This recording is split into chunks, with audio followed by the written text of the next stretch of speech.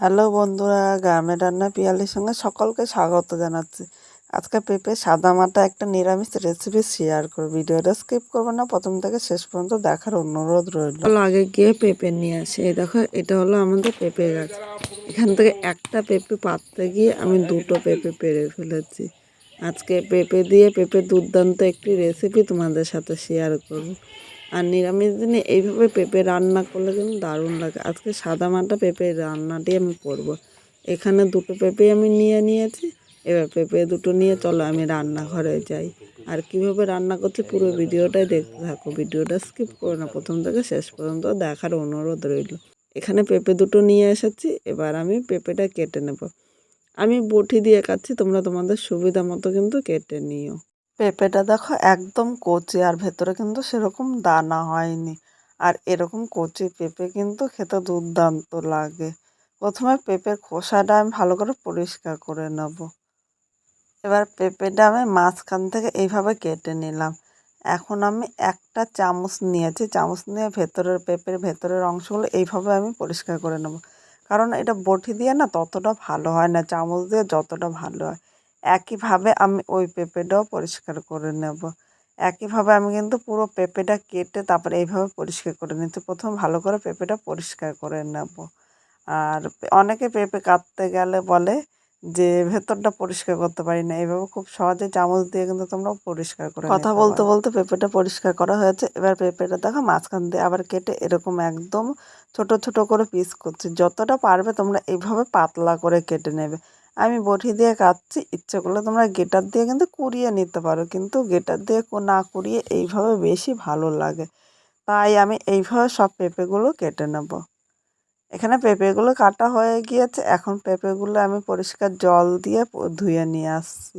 এদিকে একটা উনুনে কড়াই বসিয়ে দিয়েছে, কড়াইটা গরম হয়ে গিয়েছে। এবার এই জায়গায় 2 চামচ সর্ষের তেল নিলাম। প্রথমে তেলটা অল্প আমি গরম করে নেব। তেলটা গরম হয়ে গিয়েছে। এবার এর মধ্যে আমি শুকনো লঙ্কা দিয়ে দিলাম। এর সাথে 1/2 চামচ আমি কালো জিরে দিয়েছি। খুব বেশি কিন্তু ভাজতে হবে না। এবার যে পেঁপেগুলো কেটে আমি ধুয়ে রেখেছিলাম এর মধ্যে পেঁপেটা আমি নিয়ে নিলাম।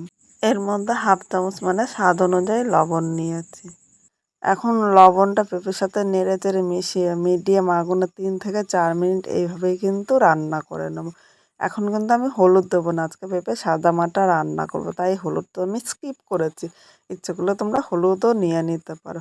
এখানে লবণটা নেড়ে চেড়ে মিশিয়ে নিয়েছি। এখন আমি ঢাকা দিয়ে এইভাবে 3 থেকে 4 মিনিট মিডিয়াম আগুনে রেখে দেবো। এর মধ্যে আমি একটা মশলা রেডি করে নেব।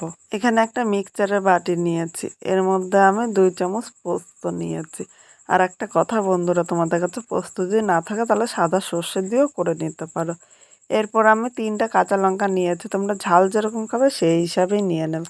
এখানে আমি অল্প জল দিয়ে একদম মিহি পেস্ট করে নিয়ে আসছি।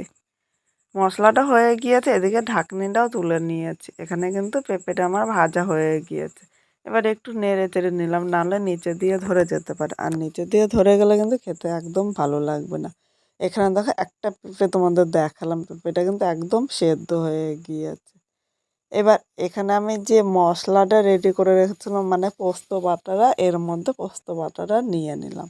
বাটির গায়ে অল্প মশলা বাটা লেগে আছে, তাই বাটিটা ধুয়ে সামান্য আমি জল নিলাম। খুব বেশি কিন্তু আমি জল নেব না।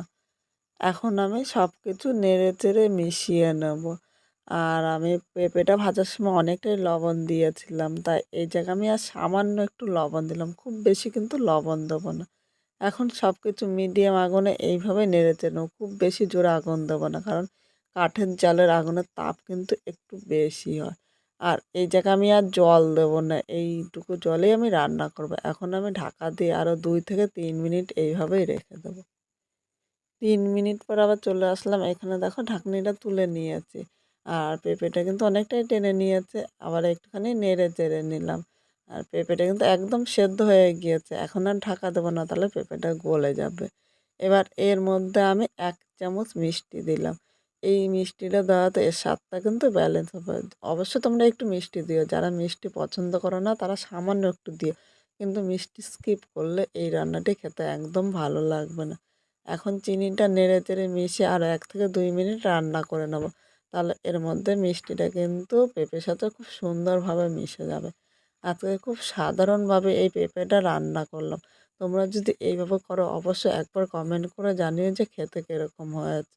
নতুন কোনো বন্ধু যদি এই ভিডিওটি দেখতে আসো, ভালো লাগলে একটা লাইক, শেয়ার ও কমেন্ট করো, সাবস্ক্রাইব করে পাশে থেকো। যাতে এরকম আরও নতুন, নতুন ভিডিও আপলোড করলে সবার আগে নোটিফিকেশন আপনার কাছে পৌঁছিয়ে যায়। এখানে কথা বলতে, বলতে পেঁপেটা হয়ে গিয়েছে। আর এরকমই কিন্তু পেঁপেটা একটু শুকনো করে নিতে হবে। এবার আমি নামিয়ে নিলাম। এইভাবে করে গরম ভাতে জাস্ট অসাধারণ লাগে। আর এইভাবে একবার করে দিলে সে কিন্তু বলবে বারবার করে দেওয়ার জন্য।